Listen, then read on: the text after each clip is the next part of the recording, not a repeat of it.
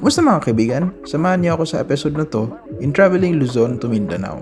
Magagaling tayo from San Pablo, Laguna, and we will travel by land and sea to the promised land, Mindanao. Home sweet home! Sa Surigao City na din tayo mga kaibigan after a very grueling ride. Yeah, ang ating travel ay magiging slow and chill lang dahil may kasama kong 2-year-old na anak at ininiwasan ko magkasakit ang pamilya ko. So, let's join me. Hindi ako sure kung gaano kahaba ang video na to, but I will put as much footage as I can dahil this is the first time na gagawin ko to. Let's go! Oh, San Juanico Bridge, guys! Yay! Today is the day. Mabiyahe na kami pa Mindanao. Dapat Friday pa eh. Today is Wednesday pero may emergency kasi. Ito yung top load natin. Yan. Na-secure na siya. Tapos ito yung mga gamit sa likod. Dami. Problema namin ay may mimit pa anak na sasabay. Tapos meron siyang malaking bag. Tignan na natin kung paano ito magkakasya. So, ang oras na ngayon ay mag-11 na. Siguro sa Naga muna kami magsistop. And then lapit kami doon. Mamimiss ko ang bahay na to. Bukod kasi sa sobrang bait ng mga may-ari nito, ay napakaganda ng mga memories na dito sa lugar na to. I'm going to miss you, Linville House. Thank you for being part of our life's chapter.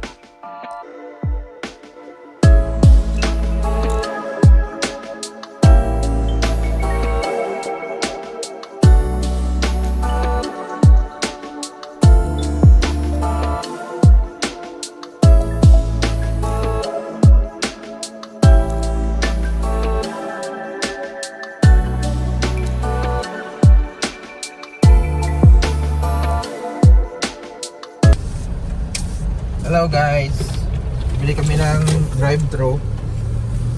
Sponsor ng kapatid ni Cindy, si Karen. Shout out. Ang ganda ng Jollibee na to, ang lawak. Malaki yung kanilang space. Nasa Yung para kung namang Jollibee Chao. Pwede. Jollibee Chao. Tignan nyo guys, ang laki ng power lines. Zoom natin. Zoom. Ay, hindi. Yan. Yan yung actual niya na size. Yan yung na ginagawa nila Papa ni Cindy dati. Ha? Oo. Papa Dario? Siya Tarlac. Nasa JNT kami ngayon, Candelaria, Quezon. Magpapadala kami ng mga ibang gamit kasi yung kasama namin, yung tita ko, mayroon siyang check-in luggage na ilalagay dyan. Important na kasama siya. At kaya pinili ko din na galing pa siyang Ireland. Nag-land siya ngayon sa Bicol. Tatry namin kahit ilan-ilan lang. Mahal kasi ang shipping ng JNT. Nakapagpadala na kami ng 2 beses. And each time yung nababayaran namin is more than 4,000 pesos. Ang problem lang natin ngayon ay walang box. Kasi yung box nila masyadong maliit. Yan. Kaya nagpapahanap kami ngayon sa kakilala ni Cindy ng malaking box. For the time right now is already 12. Most likely makakarating tayo ngayon. Yung goal natin ay makakarating ng Pili Naga. Kasi taga doon ang tito ko. Doon ko din imimit ang auntie ko. Most likely makakarating tayo doon ng mga 9 or 8 PM. Hopefully earlier than that. Pero yun ang estimate natin. Nakapagpadala din tayo mga kaibigan and we continued our journey to Quezon. And nakakaramdam ng mga kasama ko ng gutom. Buti na lang at nakapag-order tayo ng mga pagkain.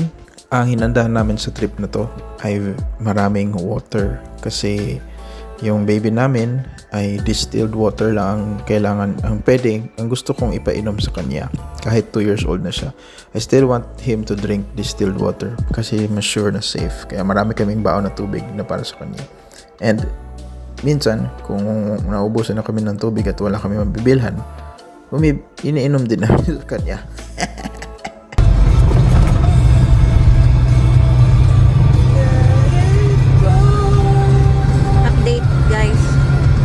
Guys, nasa Sariaya na kami. Papunta ng Lucena City.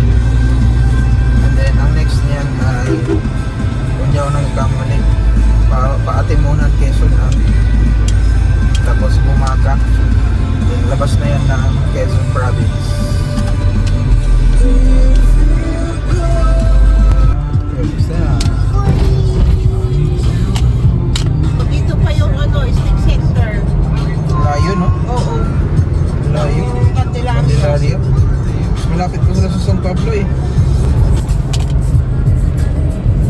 Bundok Peninsula. Bicol. Ay, taas na tayo sa Bitukang Manok. Ang weird guys, kasi para ng alas 5 yung weather. Pero yung totoong oras, alas 2 pa. So weird. So darating tayo dun sa Pili or sa Naga, mga alas 8. 8.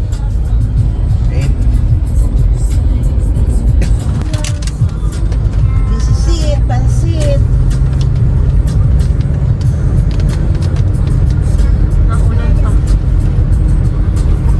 Dami din pala nagtitinda dito, oh. Oo, masarap yung suman dito. Kaso hindi tayo wala tayong pera. Kesa...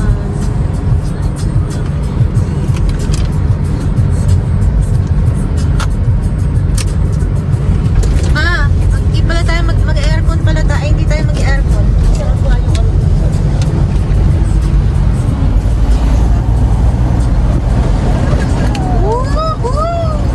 Mataas na tayo? Oo. Isa na to. This is it.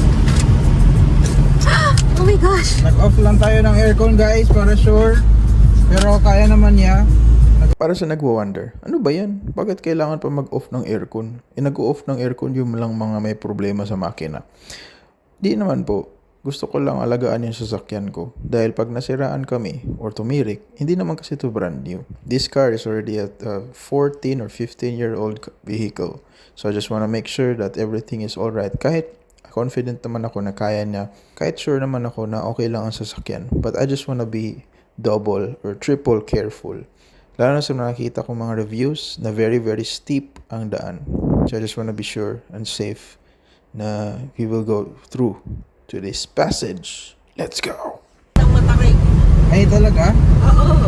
Oh no! Pero kung mas matarik dito. Ayun si Kuya galing sa Mataray. Oh, tignan mo nga, kaya nga niyan eh. Oh, kaya nga nung tayo hindi.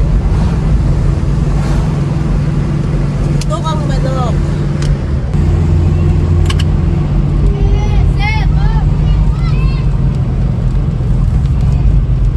Ay, dito ba yung sinasabi na maghahagis ng barya?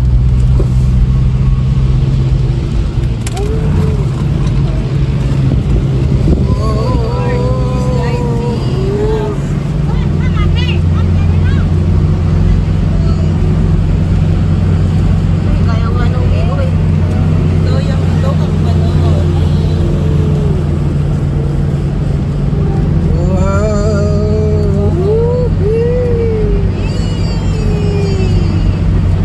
ang dami nagaganyan? Sign yan. Success. Ba? Sayang, naka-zoom. Tuloy nakita.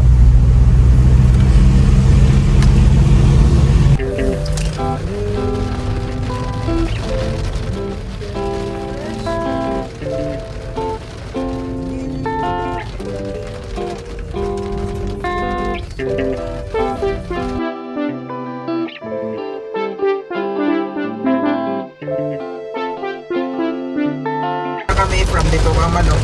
Sakto-sakto umulan. Yan.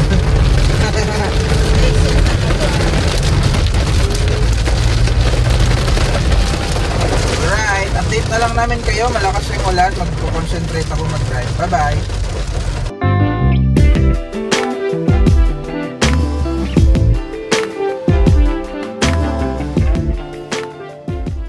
Yang to Ate Monan.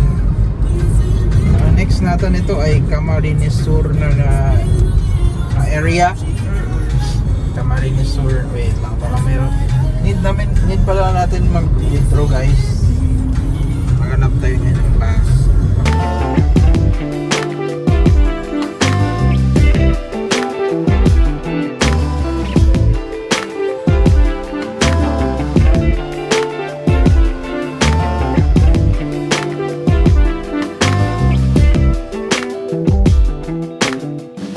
This is Ate Monan, Quezon mga kaibigan. This is almost the boundary na ng Quezon Province and Camarines Norte, ang pinakaunang province na part ng Bicol region. Itong part na nakikita nyo is the coastal road ng Atimonan, which is one of the beautiful sights na makikita nyo habang sa biyahe. Ayan, ate mo ng Rotary Club. Ang haba ah.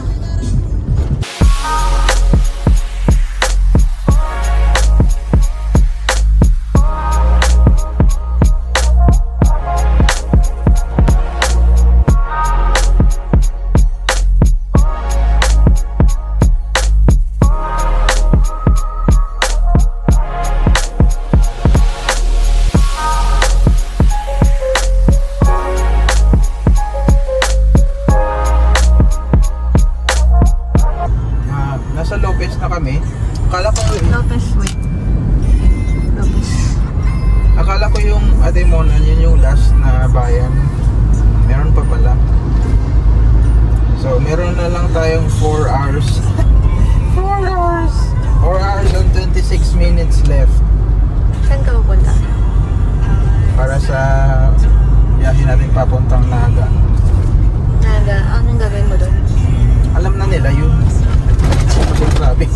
Sinagoy mo na ba? Oh.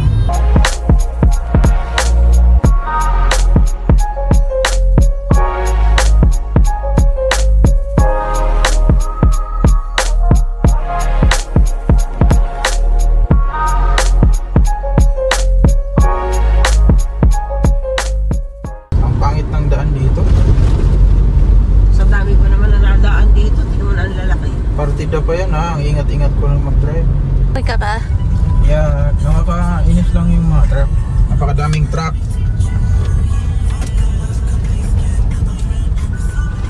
Hindi ko kaagad ma-overtake kasi hindi ako familiar sa daan. Baka ma-disgrasya pa. Hello guys, mga isang oras at kalahati na lang nandun na tayo sa destination natin. Nasa ano ko tayo ngayon? Sipokot. And pangit ng daan talaga dito. Walang choice, ma-left or ma-right, malubak. Tapos yung mga lubak nila malalim. Minsan may mga daan na maganda, so siyempre magpapabilis ka niyan. Tapos sa bandang unahan biglang may lubak na malalim. Kaya nakakasira ng suspension ng sasakyan. Kaya recommend ko, mabiyahe kayo dito, huwag kayo magbiyahe ng gabi. Yung plan kasi talaga hindi kami magabi kaso marami kasing mga ibang errands kanina kaya naabutan na kami ng gabi. Kaya yung original plan namin mga hapon lang, bandang hapon nandito na kami sa spot na to. Kaya I also suggest na if magbibiyahe kayo Bicol or kahit man saan, upgrade kayo ng ilaw kasi kagaya dito sa Sipokot walang masyadong street light, so yung only source ng ilaw is yung sa sasakyan mo. So kawawa ka if ang ilaw mo lang ay mahina, yung halogen lang na stock.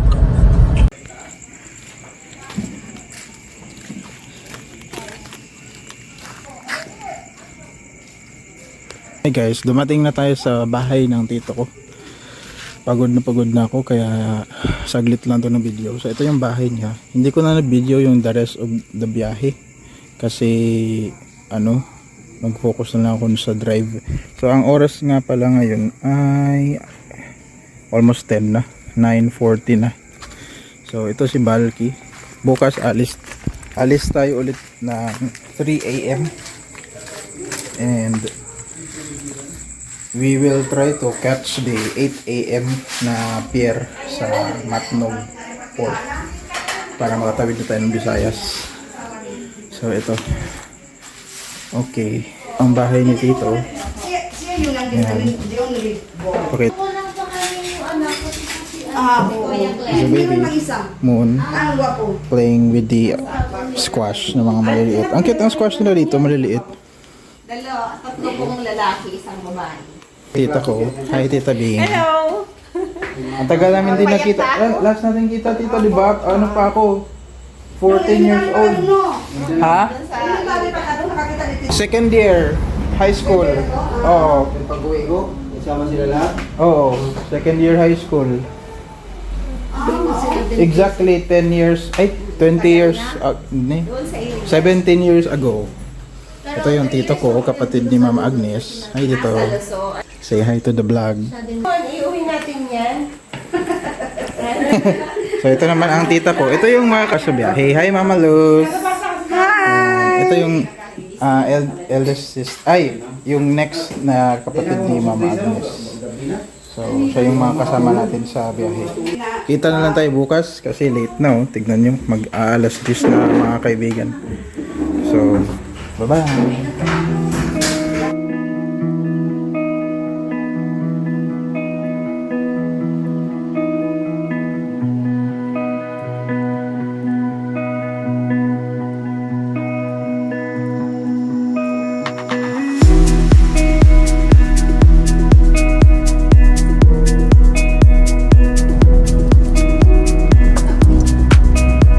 Record na yan. Hi guys! Nasa anon tayo ngayon? Sa Daraga, Albay. Punta na tayo ng Matnog Port para sumakay ng Roro papuntang Alin, Samar.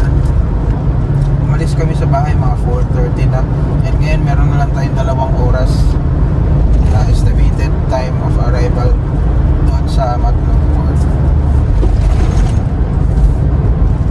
Yung mga kasama ko pagod kasi yung sleep namin ano lang 3 oras lang, kaya sabi ko sa kanila habang nagdadrive ako, bawiin nyo na yung sleep kasi pag ako naman yung inantok, papapalit na naman ako.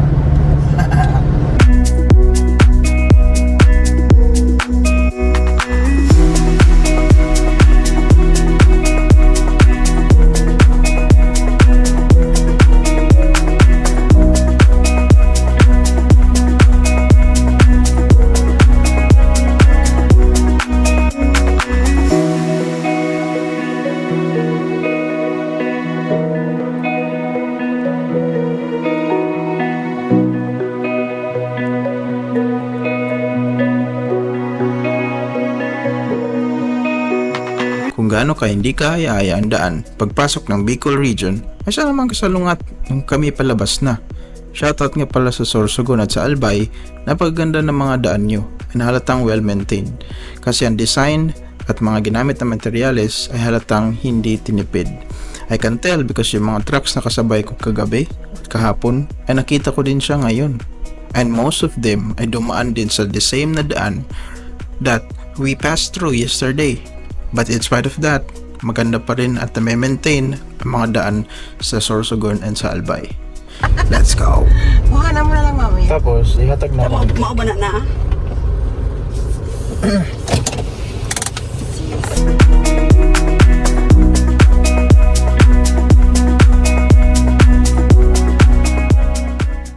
Matnog Ferry Terminal Port. Naghihintay tayo sa Barco.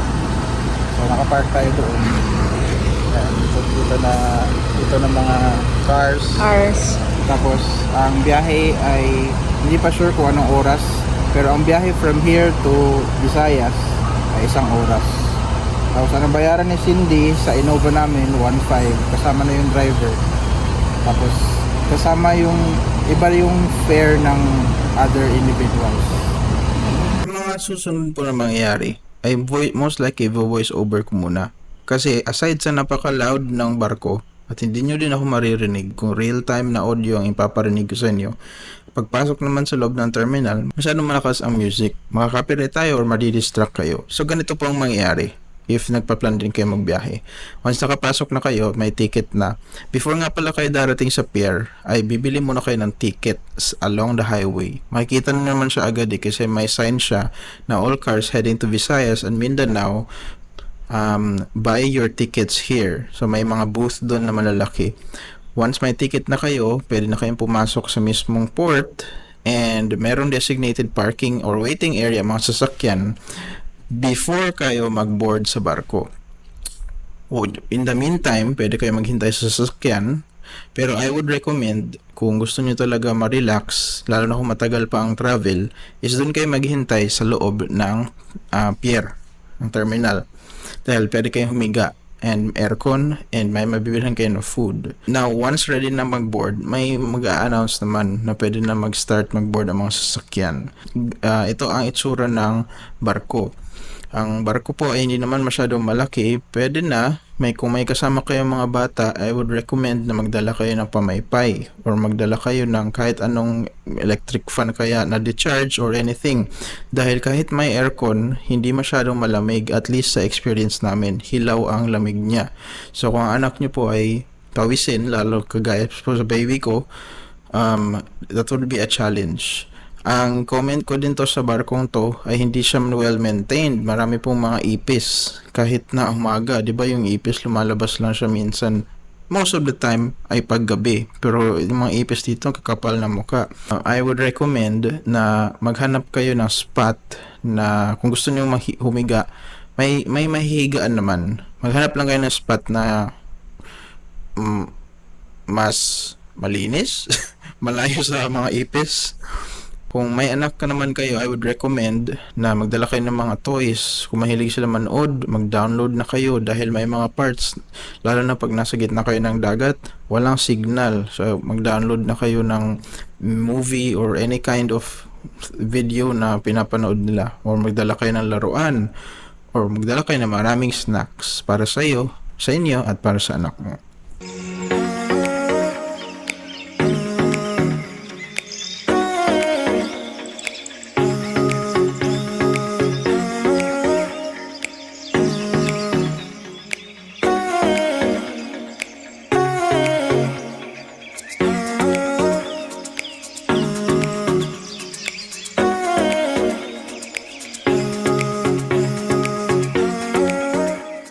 Balogan City. Hindi na ako masyado nakapag-video sa point na to kasi it has been a very long day and at this time gustong-gusto na lang namin magpahinga. Nakita namin yung hotel na to, First Choice Hotel dito sa Catbalogan City or Your Choice Hotel, and okay naman siya.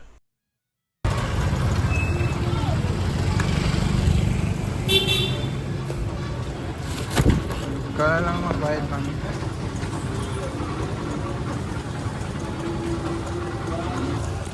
Nasa Catbalogan City na kami. Nag-check-in kami dun sa Your Choice Hotel. Tapos ngayon, bibili tayo ng food sa Jollibee para makakain yung baby ko dun. Magkano binigay mo sa driver? Hindi naman siya pumalag. Good morning mga kaibigan, welcome back. This is day 3 sa biyahe natin papuntang Mindanao. Nasa hotel pa rin tayo, yung same na place na nakita nyo kagabi. Hindi ko na napakita yung room kasi pagod na ako. Pag after namin bumili, kumain ako saglit tapos natulog na ako agad. Maganda ang room. Pwede na, kung naghahanap kayo ng budget hotel, pwede na kayong ma-rent for 1,400. Kung gusto nyo makasamang breakfast, 1,650. Kasama na breakfast for 2 people. Ang room is good siya for 2 tao. And ngayon, ang problema ko lang dito sa place na ay mahirap po ang parking. Yan, may nagpa-park dyan. Pero maraming mga sign na no parking. O yung mga ganyan, hindi makita. Pero maraming mga sign na no parking. Kanina pa akong 5:30 gising. Hindi ko lang na vlog. Naghahanap ako ng mga parking spot. Tapos bawat pepestohan ko na parking, pinapaalis ako. Tapos bumalik ako dito. Sinamahan ako ng tita ko, which is bumalik na doon kasi nag-impake na sila. Sinamahan ako ng tita ko. Nag-try din kami dalawa ulit maghanap pero wala kami makita. So, sayang lang kasi hindi namin masusulit yung stay kasi yung plan pa namin, mamaya pa sana kaming alis, 8 or 9. Pero ngayon, nag-standby ako just in case may sumita sa akin na police or whatever na traffic enforcer. Yun, nagre-ready lang sila sa taas. Tapos maulan ang biyahe natin ngayon. Yan, maulan siya. Excited ako sa San Juanico Bridge kasi hindi ko pa yun nadadaanan ulit. I think last time na nadaanan ko yun was 11 years old pa ako, and 2006, yes, 2005, parang ganun. almost 19 years ago. Wow. 18 years ago, mga ganun. So, thanks. I will update you mamaya. Hindi na ako naligo din pala ako kagabi bago ako natulog. So, hindi na ako maliligo ngayon. Oy, iba na yung suot ko ha. Hindi na yung sa kahapon. So, yun lang guys. Update ko kayo. Salamat and bye.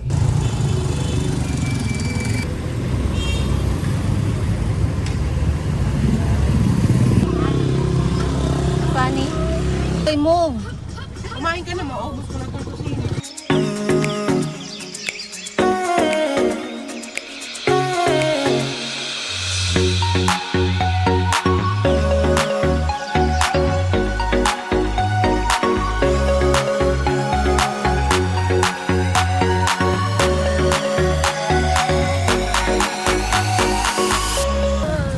Wow, nag-stop kami guys, papunta na kami sa Catbalogan City.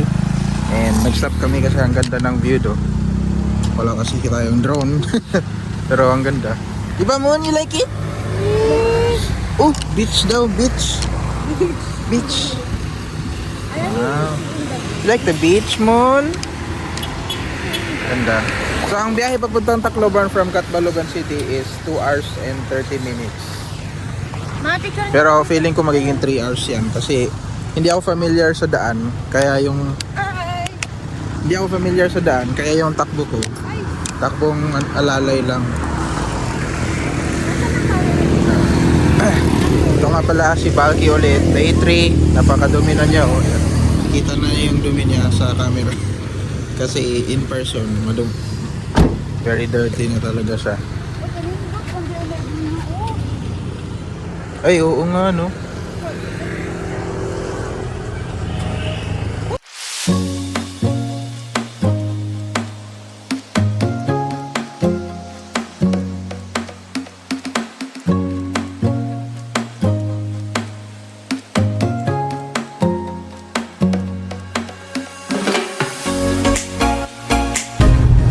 Oh, San Juanico Bridge, guys!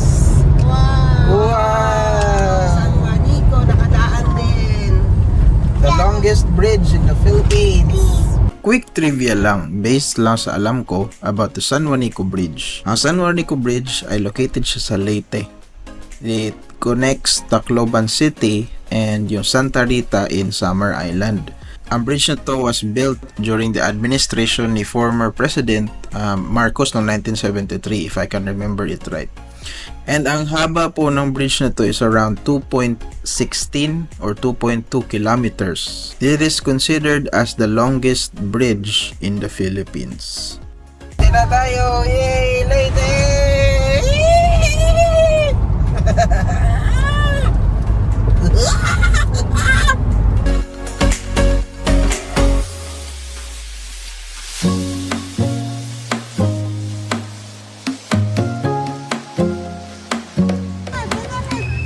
Okay, magbe-break muna kami ng lunch. Dito tayo kakain sa Robinson's Place ng Tacloban City. Yeah, ang ganda oh. Ang ganda ng Tacloban. Yan si Baki, mag-rest ka muna. You've been a good boy. Walang problema. Walang aberya so far.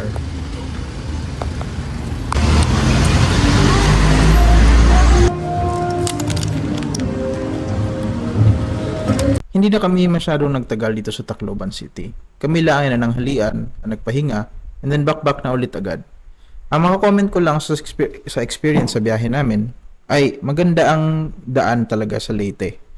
From Samar na medyo maraming lubak, pagdating dito ay napakaganda. Very opposite. Malawak, maganda, well-maintained ang daan. Ang masasabi ko po ay maging maingat na lang kayo. Tanawan Leyte, 3 hours na lang.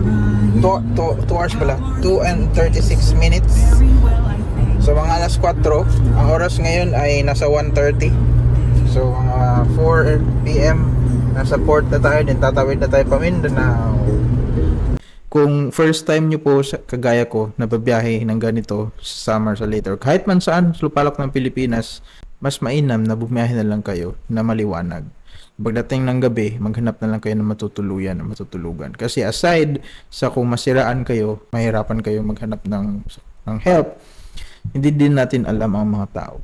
And kung meron kayong mga kakilala, mas maganda na i-contact nyo na sila para aware sila sa whereabouts mo. Kasi what if hindi na kayo makontak? Edi yung last person na kinontak mo, wala silang idea kung saan ka na. Buyog. Madadaanan na natin ang tallest bridge in the Philippines. So kanina yung longest. Yung labay na ta sa kuan. Abuyog. Last na to sa Abuyog. Kanina mami yung San Juanico, yun yung longest, pinakamahaba. Ito naman yung tallest. Bumaba mami. Videohan mo lang. Ano mo, magkasakit pa yung isa sa atin. Hinay lang ang dagat This is para Agas Bridge, guys. Wow, tignan mo. Yan yung highlight. Oh. tallest. Tallest, mami. I-open ang door. Ako may mag-roll Ang door, Opo, ma. Asa ba ni? window. Ang window, di door.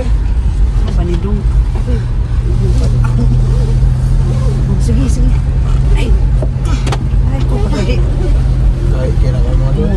Ang ganda pa naman. Bawal man tamang stop dito. Bawal mag-stop dito. Oo. Doon na lang siguro. Mama, kanay kayo pumunta? Teka, sakit na. Sabi ko. Bukan ang tanang makita ang ubos ba? No? No stopping, no standing, no parking.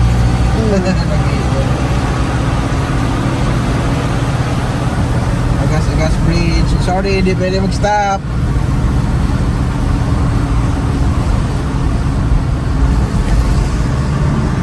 Hindi man may para ni Agnes.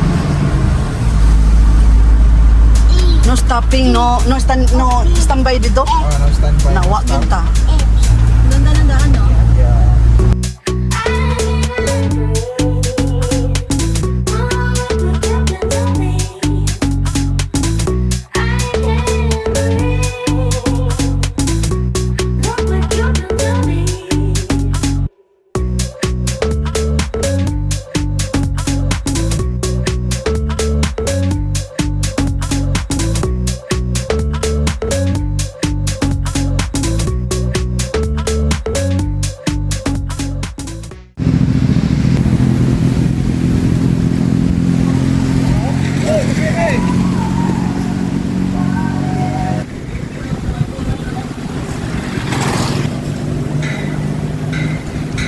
Kamusta mga kaibigan? Welcome back.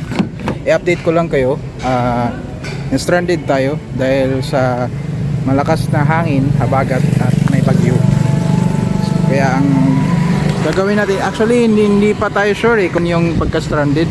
Kasi sabi ng Coast Guard ay baka abutin daw ng 2 araw. So, oh my gosh, we're gonna be stuck here. So, ipapakita ko lang sa inyo yung place na ni-rent namin. Ano to sa ferry. Dude.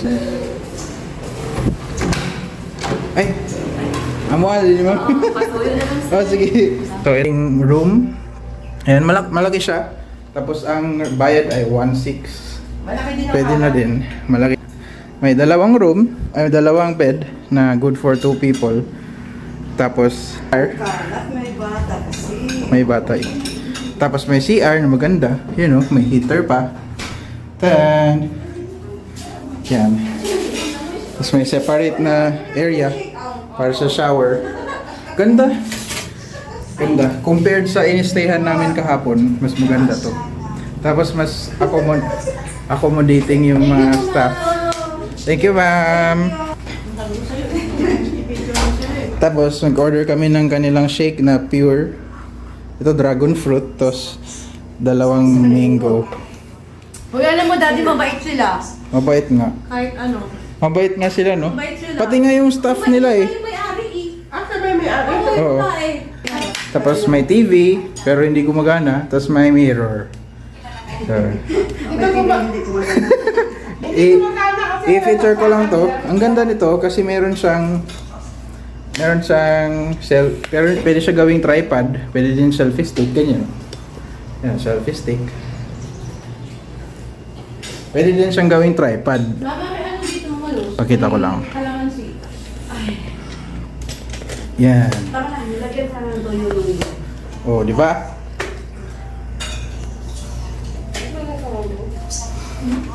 Shout out nga pala sa kaibigan ko na nagbigay nitong damit, si Saloting. Oh yeah. So, yun lang. Kawawa, sponsor Sponsor. Sponsor by the thing. Yun lang guys. Hindi ako masyadong nakapag-update kasi kanina tinatry namin na alamin kung hanggang kailan yung pagka delayed ng barko. Pero it looks like bukas hindi din sila sure na kung may biyahe ba. So hopefully bukas or sa susunod na araw. Update lang mga kaibigan. After a day and a half, so around 36 hours na stranded kami, ay pinayagan din kami na bumiyahe. Isa kami sa mga 20 na mga passenger na pinayagan at 20 cars. So pabilisan talaga, napakadami namin. Hindi ko na na-videohan kung gaano kadami na nakapila, pero isa kami sa nakakuha. Pang number 4 kami sa pila kasi lucky enough ang nakuha namin na in, which is ang ganda, ay malapit lang siya sa port. So nakaabang talaga kami ng tita ko, hindi kami natulog, nakaabang lang kami doon sa ticket booth, and then as soon as nag-open siya, nakapila agad yung auntie ko. And ang next na clip ay yung papasok na kami sa pier. Asa dapat magbayad PPA, sir? Dito na sulod ma'am sa terminal dyan sa Okay, thank you. Thank you.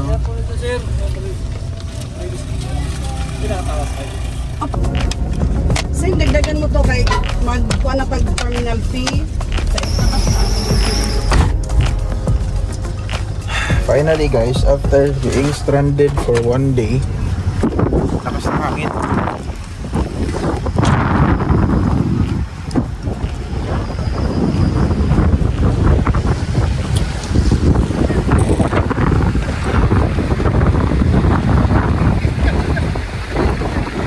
Okay, galing na yun.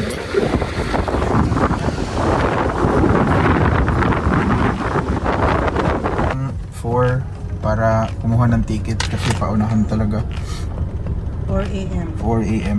Originally kasi, ang mga shipping lines dito, kung hindi ako nagkakamali, is 4. Santa Clara, Montenegro, Light Ferry, Fast Cat. Tapos, yung tatlo, hindi sila pinayagan na magbiyahe dahil sa design ng kanilang boat.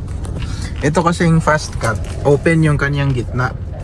Kaya kahit mahangin, yan, medyo okay lang ang impact niya sa hangin. This is it. Akala namin mas stranded pa kami ng another day.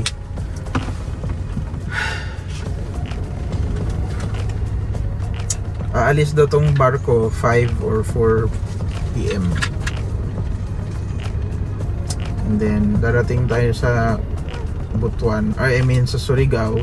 Surigao muna yung port. Kung makakaalis tayo ng 5, dating tayo doon ng 9.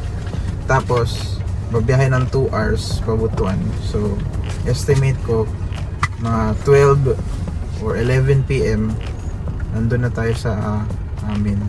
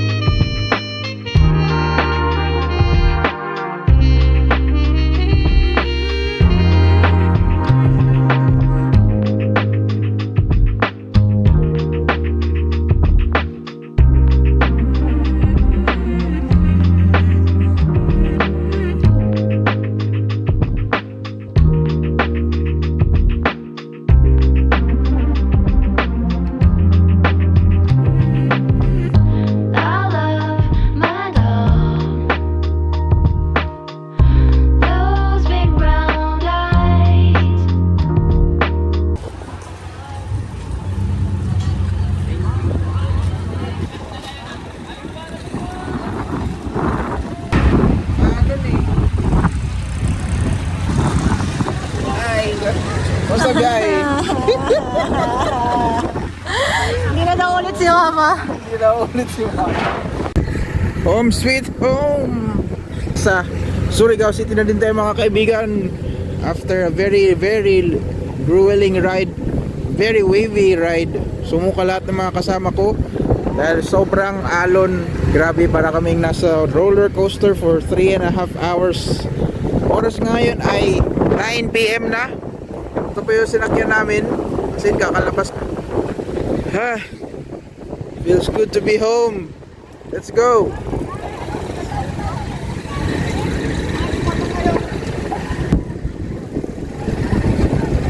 Ay, kumusta biyahe?